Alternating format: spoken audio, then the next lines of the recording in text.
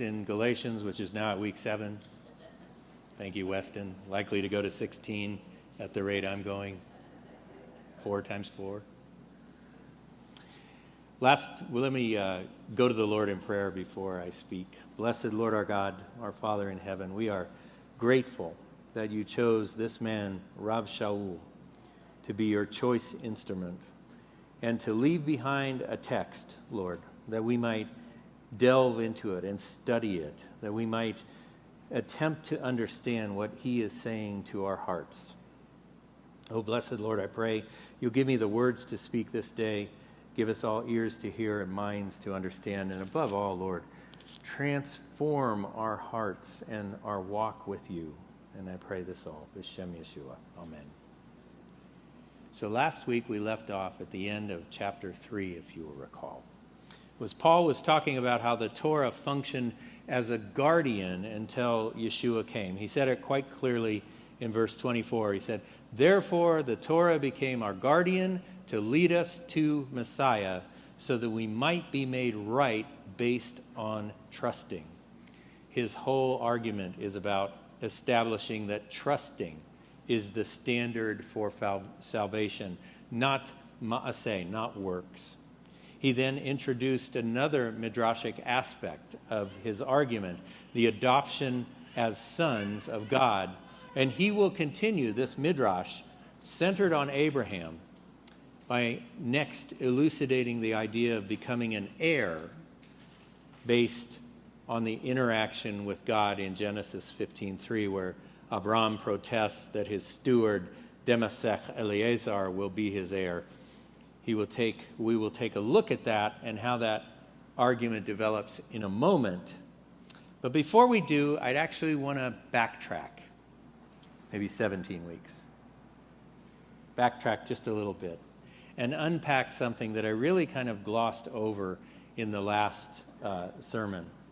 And that is this idea of faith versus faithfulness and exactly whose faith/faithfulness Paul was emphasizing.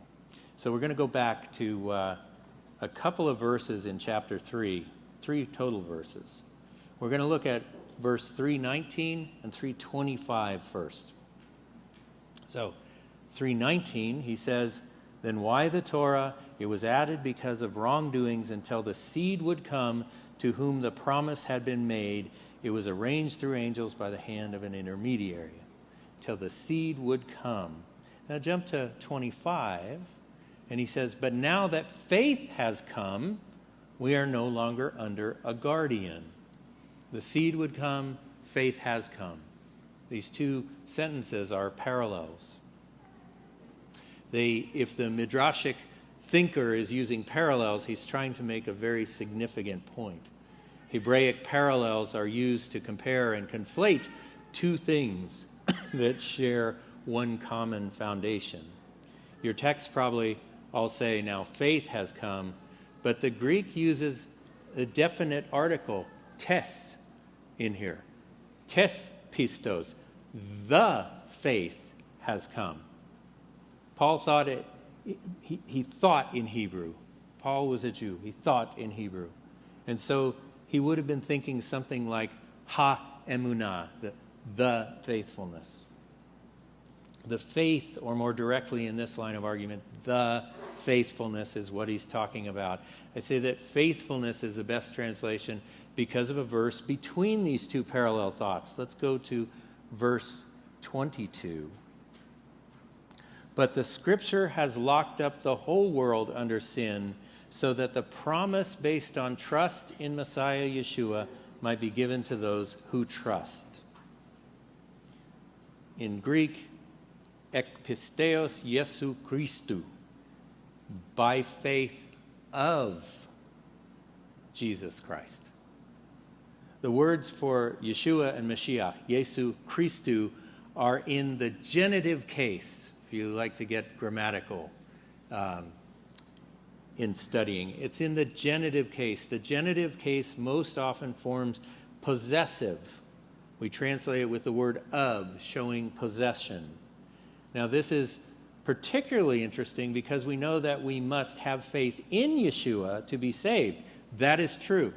We've established that. I'm not contradicting that argument.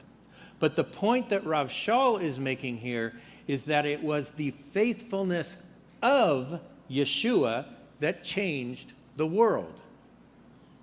If Paul were simply trying to say faith in Yeshua, it would be in the nominative case, and he would have written Jesus Christos, not Jesu Christou. Jesus Christos. But the scripture bound up all things under sin so that the promise might be given by the faithfulness of Jesu Christou, the faithfulness of Yeshua, the Mashiach. The faithfulness possessed by Yeshua has come. Not faith in Yeshua has come.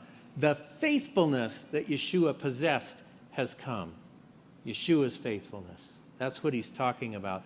The promise can now be given because of the faithfulness that Yeshua possessed. Paul is using this very Jewish concept of descendants meriting reward because of the righteousness of an ancestor.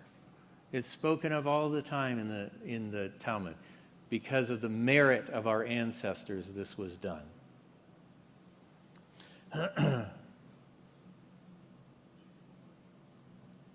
We're saved by the merit of Yeshua's faithfulness.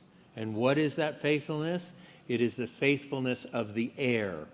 Who is the heir? Today's Torah portion. Isaac. Isaac, who trusted in the promise of children more numerous than the stars. That's the promise, right? Children more numerous than the stars. That was given to his father. Isaac's faithfulness was so great that he was willing to be the lamb for sacrifice, knowing that for God nothing is impossible. Isaac trusted that he would either not be sacrificed, or that if he was sacrificed, he would be resurrected, because God's promise is true. No matter what, his promise would come through. As I've taught quite a bit before, the Mekilta is a very early text which records Jewish interpretations of Scripture at the time of Yeshua and before. Teaches that it was on the merit of the binding of Isaac that the blood of the lamb on the doorposts in Egypt provided salvation from death to the Israelites for all who put it on their doorposts and the lintel. The Mekilta asks this question regarding the blood on the doorposts. It asks the question, what did God behold when he looked at the blood? And they answer. They say, the sacrifice of Isaac, meaning the faithfulness of Isaac even unto death. That is what God beheld when he saw the blood on the doorposts and the lintel. And in Egypt, all who accepted Isaac's faithfulness by their own act of faithfulness, namely sacrificing the spotless lamb and placing its blood just so, and, this is a big one, I've got it all in caps here, and staying inside. Okay, this was really important, very important. Not only did they show their faithfulness by painting the blood as an oath, as a sign, as commanded by God, but they needed to stay inside under the protection of that blood. And I need not remind you that the Passover remembrance was the very time that Yeshua did his work on the cross. There is a tight link between Yeshua and Isaac when we understand this. And Paul has used it to bring this fullness to his midrash on faithfulness. The world changed when Yeshua displayed greater faithfulness than even Isaac had displayed. The faithfulness of Yeshua made it possible that the promise of more descendants than the grains of sand in the sea or the stars in the sky would be able to come to fruition. We are saved on the merit of the faithfulness of Yeshua, faithfulness unto death, even a humiliating death on a cross. That's why Paul refers to it with the definite article, the faith came.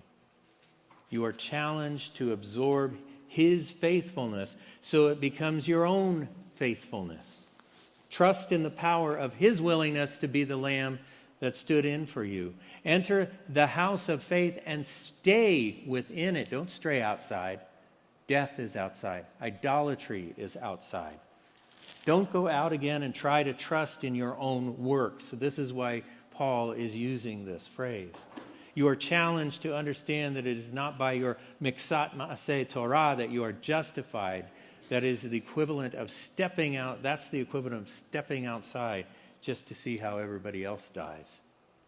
The polemic that Paul is making here is that the false brothers were negating Yeshua's faithfulness by demanding a legalistic interpretation of the Mosaic covenant, coaxing the Galatians to step outside of the door that has the blood on the doorposts and the lintel. No, trust in the blood, which is beside you and below you and above you. That's the picture of the blood on the door. In so doing, you become Abraham's seed, heirs to the promise. That is the promise of Isaac brought to the fullest in Yeshua. Now, to make a point that Paul made repeatedly to avoid confusion, he is not saying that everyone becomes a Jew because of this. Paul was very careful to emphasize that the identities of all who were in the assemblies remained so. He did not seek to blur them. 1 Corinthians chapter 7, verses 17 through 18. Only as the Lord has assigned to each one, as God has called each, let him walk in this way. I give this rule in all of Messiah's communities. Was anyone called when already he had been circumcised? Let him not make himself uncircumcised. Has anyone been called when uncircumcised? Let him not allow himself to be circumcised. But we can be the offspring of Abraham without blurring those lines. Remember, Abraham also had vast numbers of seed through Hagar and Ishmael, as well as Keturah and her sons. God even said to Abraham, as for Ishmael, I have heeded you. I hereby bless him. These were all part of the numerous sands of the sea blessing. And no one would suggest that Ishmael and Esau could be confused with the Jewish people. Through the faithfulness of Yeshua, all who show their own faithfulness also are accounted in that seed blessing. That's why we can come together, and today we'll take communion together, all as one in this blessing. So now, having made this strong link between the faithfulness and Isaac and the heir, Paul will continue with his line of arguments, and now we can get caught up to chapter 4. Where he will continue talking about the heir. Pardon me, I'm messing with my microphone.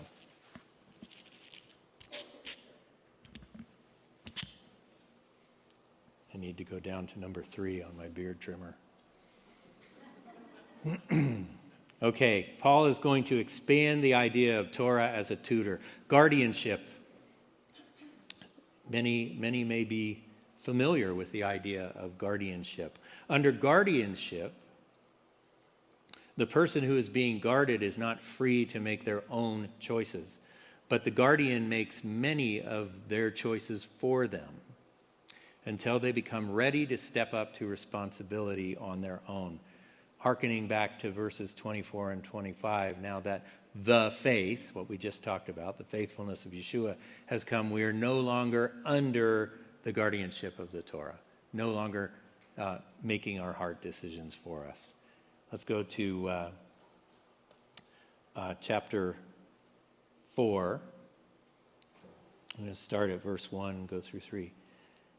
Now I am saying, so long as the heir is under age, he is no different from a slave, even though he is the owner of everything. Instead, he is under the guardians and managers until the date set by his father. That's what we were just talking about there. So also when we were under age, that means immature, we were subservient to the basic principles of the world. Under basic principles, other rudimentary teachings.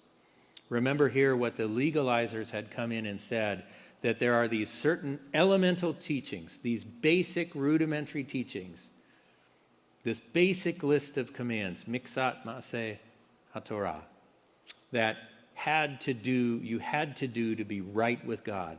So Paul is now contrasting the true teaching, which is much more elevated and much more mature than the basic elements. He's kind of doing a slight against the legalizer's argument. Well, you might talk about these basic teachings, but we're going to talk about something much more mature. You're held in guardianship until you mature.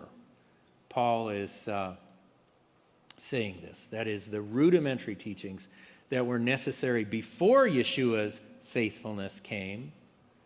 Now Paul is bringing a teaching which will produce more mature people. People who are more developed in their understanding of how to live before God under the merit of Yeshua's faithfulness. The basic teachings of the Torah regarding sin and life in covenant with God is the tutor, our guardian, which teaches us what God's heart is and which points to Yeshua. Now keep in mind that these basic teachings are not primitive or somehow wrong, as he says, may it never be. I'm not saying that. Rather, they are limited with respect to their effect on our justification before God at the end of life, at the end of days, during that great judgment of the resurrection. He's only comparing that. God's commandments are good and holy and righteous and meant to make decisions for us just like a guardian. But the system of covering sin could not justify our souls before God. Otherwise, Yeshua would have been entirely superfluous. He just said that in verses 3 and 4. Before we were subservient to the elemental principles of the world, which in this case are these legalistic teachings of the false brothers. But now we are under this better developed principles since Yeshua has come. Proper guardianship was the intention of the Torah. Elemental principles are the overly simplistic understanding of legalism, which puts emphasis on the details of the actions. Proper guardianship relates to a verse that I cited earlier, 1 Timothy chapter 1, verse 8. Torah is good if one uses it legitimately, Paul says there. So he's not saying the Torah is gone and worthless, but it's good if one uses it legitimately. Remember what I taught earlier. Jewish understanding was that no one was justified by the Torah or by the way they kept Torah. They were saved only by the grace of God. It was by the grace of God that the waters came back and drowned Pharaoh's army. Proper guardianship is what the Torah is about. The Torah was given after the Israelites had been saved at the Passover and at the shore of the sea. The covenant at Sinai was then given as the way God wanted his saved people to live, not the do the Torah in order to be saved reproach, but received the Torah as a result after being saved. All they had to do was believe in the efficacy of the blood of the Passover lamb. That was what saved them. Their faith, just as Abraham's faith, was counted to him as righteousness. The legalizers were improperly using Torah to claim that it could do something which it could not do, that is, justify us at the end of days.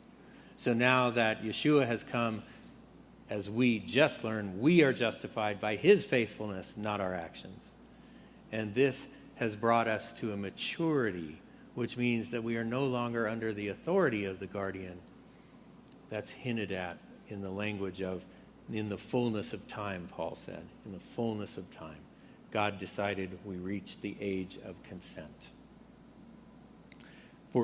Verse 4, but when the fullness of time came, God sent out his son, born of a woman, born under the Torah. Moving on to verse 5, to free those under the Torah so that we might receive adoption as sons. Now he begins to bring to a crescendo this midrash on Abraham's heir, on Isaac. God sent his son, born of a Jewish woman, and therefore under the authority of both the Abrahamic covenant of circumcision and the Mosaic covenant of Sinai, to die the faithful death of a tzaddik, of a righteous one, on the cross, be resurrected and ascended to heaven to sit at the right hand of God, so that we might reach the age of maturity so that we are no longer bound by the guardianship of the Torah, but are freed to live under the authority of the fullness of the Torah made flesh in our Messiah, Yeshua. As he said elsewhere, do we abolish the Torah by faith? By no means. We establish it. Its true authority. But by doing this, he also freed those not born of Israel from the bondage of sin and ultimately this legalism that's being pushed on them that these false brothers were teaching. Now that the faithfulness of Yeshua has come, we can finally receive adoption as sons. We have matured and can make our own decisions. They do not have to be made for us as they were when we were under the tutor or the custodian or a pedagogue, if you like the Greek word there. And in the next few verses, we will see how that is. Let's go verse 6 through 8. Now, because you are sons, God sent the Ruach of his Son into your hearts, who cries out, Abba, Father. So you are no longer a slave, but a son. And if a son, also an heir through God. But at that time, when you did not know God, you served those who by their nature are not God's at all. See how it works. It is the giving of the Spirit within us that teaches us the ways of the Torah. That is the way to live in relationship with God, in covenant relationship with God. As it says here, the relationship is encapsulated in the imagery of his Spirit, his Son in our hearts, crying out, Father. That's the connection to our Father. Think of John 17. I am in you, you are in me, we are one in Messiah. Also, see this again as the backdrop of the prophets such as Ezekiel and Jeremiah, who promised that the Torah would be written on our hearts so that we can internalize and live it out in our daily lives.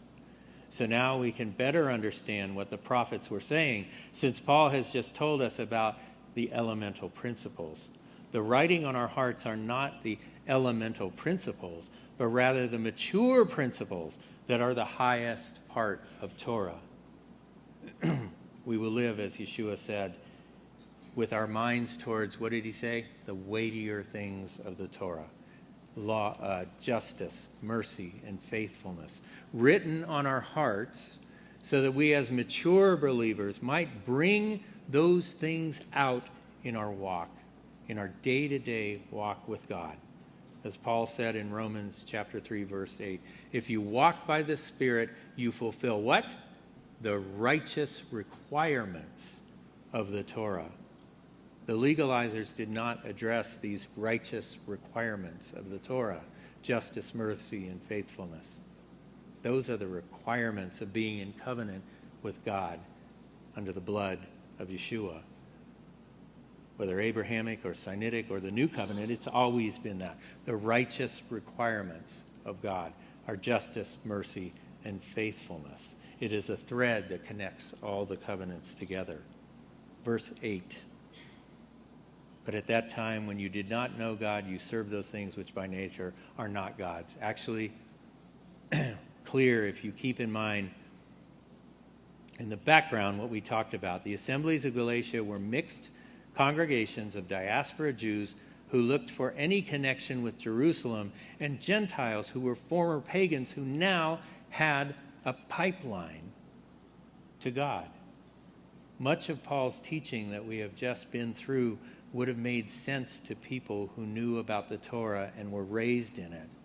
Those who think that a legalistic approach is correct are said to be subject to weak principles. Paul is very clearly pivoting here in his letter.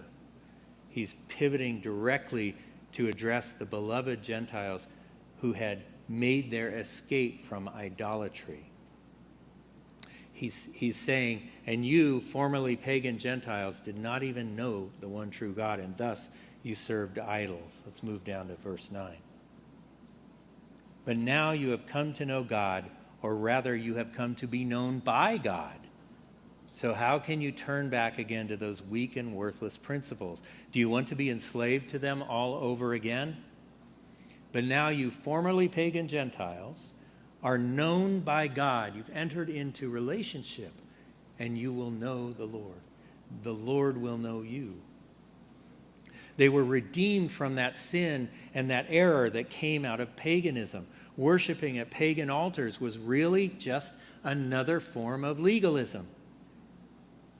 We defined legalism much earlier in this series when I used Rabbi Stuart Dowerman's definition. I'm going to use that again. Legalism is an attitude which seeks to leverage God through human performance, imagining that we can obligate him through something we do, which then often serves as a basis for feeling oneself superior to others. In the pagan world, one specifically joined the cult of a false god and performed the commanded rituals for that false god according to a legalism that had at its center the very idea of leveraging the alleged power of small g gods. That is the point. You went to their fake temples, you did their thing, and you were supposed to get their reward from that small g god. In fact, that's probably what made the Gentiles of the Galatian assemblies so vulnerable to this legalistic teaching that was coming from these false brothers. It would have called on the same weak principles of using our behavior to leverage a god in order to gain favor. You might say that the Gentiles of the time had a natural affinity towards legalism. I'm speaking of that time. Now that God knows you, that's marriage imagery, by the way, why do you want to be enslaved all over again? Enslaved to what? The same weak idea of legalism that you were enslaved with when you entered a temple of Diana or Baal or Ishtar or whatever. Torah is not the slave master here. Legalism is the slave master. Remember, the whole while Paul is teaching this, he himself is being the Jew of Jews, the Pharisee of Pharisees. He's maintaining his very Jewish, very traditionally halakhic, Torah-observant lifestyle. So we cannot accuse him of thinking that his practice saved him. He's making this argument. Nor can we uphold the idea that he converted to Christianity, as we spoke of earlier. His heart was transformed, and he was now a Jew justified by Yeshua and called to teach Yeshua's faithfulness to the Gentiles. And now the observant Jewish rabbi sits in an assembly along with Gentiles, saved from idolatry, and calls them we. Remember how we were talking about the we's that he uses, the first person plural? Now all of a sudden his we is all of us, the observant Jew and these recently saved former pagans. And he did not feel that he had to give up his identity or their give up them. As Anatolians, they were all Anatolians. They lived in the region of Anatolia. They were under the authority of the Roman Empire, just as the lands of Israel were. This understanding of Paul and his teaching must certainly be shocking to some. But it is the simple truth about Paul. Let's go on to verse 10. This one is, I really was glad we could get to this week. You observe days and months and seasons and years. I fear for you that perhaps I have labored over you in vain. You observe days and times and seasons, months and seasons and years. We're going to finish out the day by unpacking this. We're not going to get much past this. Wow, has there ever been a verse that has been totally misunderstood because of lack of context?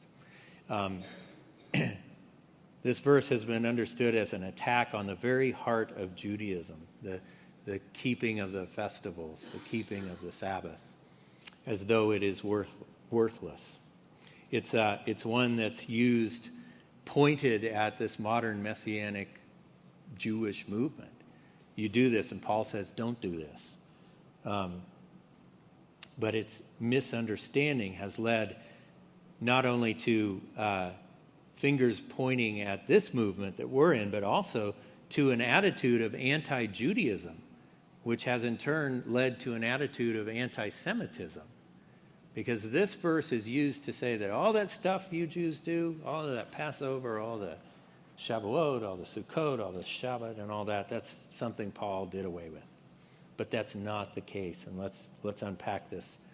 And so we can understand that what Paul is actually saying here. We have to keep in mind what we have been following here, namely that legalism does not get us salvation, and that is true whether by Jews or Gentiles. Okay, that's got to be the foundational thing that you keep before your eyes the whole time that you study the book of Galatians. And we further just noted that the Gentiles that he is just pivoted to in his argument were vulnerable to legalism because that was actually part and parcel of their former pagan ways. These are elemental principles, he says. Now these mixed assemblies of Jews and Gentiles were hearing false brothers say that they had to keep certain works of the law, miksat ma'aseh Torah. This, as you will recall from our teaching earlier, was found in the Dead Sea Scrolls, the scroll called 4QMMT. It's the only other place in all ancient texts where you can find this phrase, works of the law. It's in Romans once, it's all over here in Galatians, and it's in this Dead Sea Scroll. This phrase is found there. And I said before, the Dead Sea Scrolls, they finally shed light on, and I hope if I've said that 100 times today, it's probably not enough. And if I go through this whole series and say it less than 1,000 times, it's probably not enough to truly understand the gist of Paul's argument in Galatians. We have to focus on the fact that it was a legalistic view of trying to get justified before God by our actions. Now, with this revelation, we can understand that a part of that legalism was these grand calendar disputes between the extant sects of Judaism at the time. And we are going to have to stop there for today. So thank you for permitting me to nerd out on you in my scholarly way. And now we will be ready a way that interprets Paul that makes sense. Contextual light on the influence that Paul was holding forth a polemic against. To re-familiarize you with 4QMNT, here is a description from Dr. Lawrence Schiffman. And by the way, that's not the same Schiffman that sold us our Haftorah scroll, another Schiffman.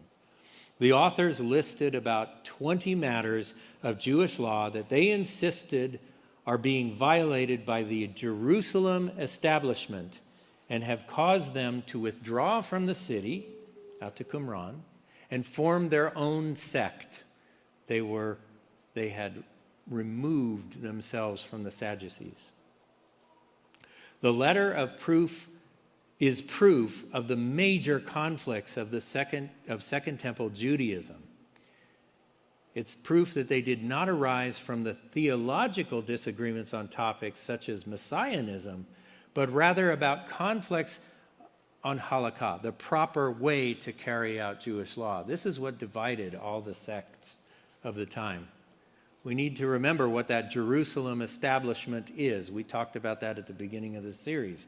It was a balance of power between the Sadducean priesthood and the Shemayan Pharisees, who worked as a coalition, much like the governance of Israel works today. People with very opposing views form a coalition just to have a majority of votes. And remember that the Pharisees, we taught about this, the Pharisees were the ones who determined what halakha was that the Sadducees would follow. They determined what was correct and true for keeping the festivals, for tithing, for all kinds of things. It was the Pharisaic majority of the Sanhedrin that did that. Among the disputes were matters of calendar. This is very, very interesting, because now we even have something more out of the Dead Sea Scrolls.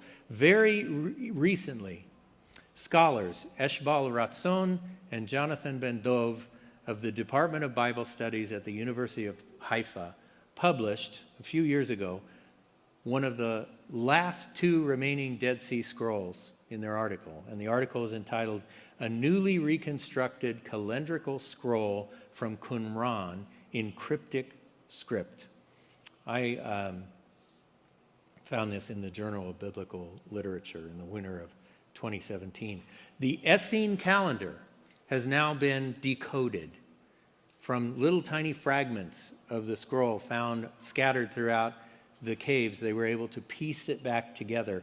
And finally, this is one of the last of the Dead Sea Scrolls to be interpreted.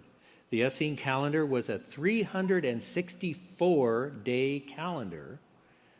And I hope if I've said that 100 times today, it's probably not enough. And if I go through this whole series and say it less than 1,000 times, it's probably not enough to truly understand the gist of Paul's argument in Galatians. We have to focus on the fact that it was a legalistic view of trying to get justified before God by our actions. Now, with this revelation, we can understand that a part of that legalism was these grand calendar disputes between the extant sects of Judaism at the time. And we are going to have to stop there for today. So thank you for permitting me to nerd out on you in my scholarly way. And now we will be ready. That was central to the teachings of their sect. What is fascinating is that they guarded this calendar with great secrecy, even to the point of recording it in a cipher or a secret code. That's why all these little fragments were so hard to figure out, because it was actually a cipher. The code used both Paleo-Hebrew letters as well as Greek letters to form a cipher, a code that concealed their calendar. The researchers were able to put it all together and amazingly were able to decode it. And to quote again from Dr. Lawrence Schiffman, Scroll 4Q324D describes two festivals that aren't in the Hebrew Bible, but are known from the Dead Sea Scroll, known as the Temple Scroll. The festivals of new wine and new oil. So in addition to all the Moadim, like we do here, these Essenes had two more that they put in there. New wine and new oil. And they came after Shavuot, celebrating the new wheat. In addition, we learn from this scroll the name of a special day the Qumran community inserted between the seasons. They recognized 4 seasons, and they inserted a special day in between them to recognize the turn of each season. They called that tekufah, which in modern Hebrew, that means period. That's what that means in Hebrew. So it had some meaning like that. Now, also as a note, both the Qumran sect and the Sadducees that split from the calculated Shavuot, they did it differently than the Pharisees. They calculated it to always fall on a Sunday. So in addition, to these extra biblical Moadim, the authors would have disagreed with the Pharisaic calculation of Shavuot. The 364-day calendar of the Essenes was a very user-friendly calendar. It's kind of, in a way, too bad we don't use it, because it's very user-friendly. It's divisible by both 7 and 4, so that the special occasions always fall on the same day. And basically, it's a 360-day calendar with these special tekafun inserted in between the 4 seasons to bring it to 364, so that all the special days fell on the same day of the week. I'm nerding out on you up here a little bit. And I hope you can follow the nerd with you. Because this enigmatic phrase here, you observe days and months and seasons and years, and I fear for you that perhaps I have labored in vain, has been so misinterpreted to point it at the Shabbat and the actual commanded festivals of the Torah, and has caused a lot of church doctrine to distance itself from the Bible. now, with this revelation of what's in the Dead Sea Scrolls, we can see, knowing that we're already linked to this idea of works of the law, we've already made the connection and understand that whoever these false brothers were that were coming in to the Galatian assemblies were carrying with them a whole lot of baggage. Miksat Maaseh Torah. You've got to do these things. And among these things was the Essene calendar, the 364-day calendar. And you've got to have these festivals on the same day. And you've got to have these tekafun. And you've got to have these festivals that are not part of the Bible. This is what they had to have been teaching because they show themselves to be influenced by it. So Paul can say, you observe days and months and seasons and years. And I fear that perhaps I've labored over you in vain. It wasn't the Jewish festivals, if you will, that are being torn apart here. What Paul is arguing against is, again, this strange interpretation. Lots of people followed it in the ancient world, but it was not the mainstream one. And it was an argument that was causing division and trouble in the community. And so Paul wanted nothing of it because unity is his main goal. And that depth of understanding, now that this Dead Sea Scroll has been translated, can now really shed light on this very controversial text. It's not saying that the Moadim were useless. It's still referring to the problem of legalism. And I hope if I've said that 100 times today, it's probably not enough. And if I go through this whole series and say it less than 1,000 times, it's probably not enough to truly understand the gist of Paul's argument in Galatians. We have to focus on the fact that it was a legalistic view of trying to get justified before God by our actions. Now, with this revelation, we can understand that a part of that legalism was these grand calendar disputes between the extant sects of Judaism at the time.